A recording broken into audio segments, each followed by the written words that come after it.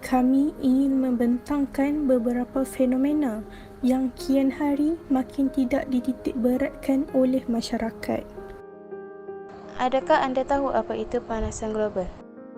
Pemanasan global ialah peningkatan suhu atmosfera bumi secara berterusan akibat daripada kesan rumah hijau yang melibatkan pertambahan gas karbon dioksida,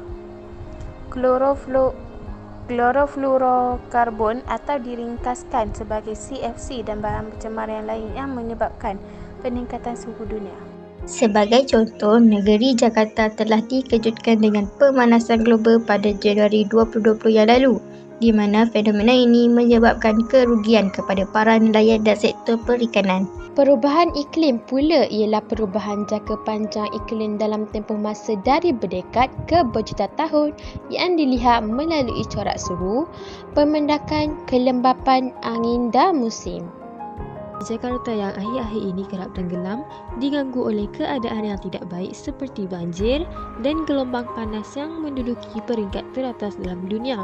Pemanasan global dan perubahan iklim bukan sesuatu fenomena yang normal, tetapi masih ramai yang mengendahkan hal ini. Jadi, kita sebagai individu seharusnya sudah mula menitik beratkan langkah-langkah mengatasi fenomena-fenomena ini dengan baik, kerana pemanasan global adalah fenomena yang mengakibatkan berlakunya perubahan iklim. Langkah pertama mengatasi pemanasan global adalah menanam tanaman hijau dengan lebih banyak supaya dapat menghasilkan oksigen semasa proses fotosintesis dijalankan. Hal ini dikatakan demikian kerana oksigen dapat menstabilkan suhu persekitaran bumi. Kita juga boleh menggunakan penguatkuasaan undang-undang yang lebih proaktif dan efektif. Sebagai contoh, kerajaan perlu mewajibkan penggunaan kenderaan bermotor yang mempunyai penapis gas pada egzos kenderaan masing-masing supaya dapat mengurangkan pembebasan bahan api fosil. Selain itu, pihak yang berkuasa juga boleh mengaplikasikan teknologi hijau.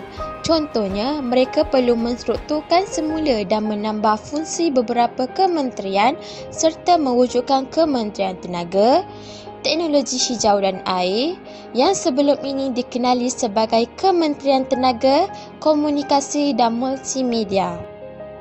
Oleh yang demikian, langkah mengatasi perubahan iklim adalah mengurangkan penggunaan klorofluorokarbon dengan mencipta penghawa dingin tanpa membebaskan CFC. Hal ini dikatakan demikian kerana CFC dapat menipiskan lapisan ozon. Di samping itu, pihak individu juga perlu mencegah perubahan iklim melalui menjaga pemakanan yang sihat dan kurangkan makanan yang diproses. Sebagai contoh, sentiasa makan buah-buahan dan sayur-sayuran organik tempatan yang menghasilkan pembebasan karbon yang rendah. Pihak masyarakat juga perlu komitmen mencegah perubahan iklim dengan cara mengurangi gas rumah kaca. Pihak berkuasa haruslah mencadangkan program penanaman pokok dan pelestarian pokok agar pemanasan global dapat diatasi atau dikurangi.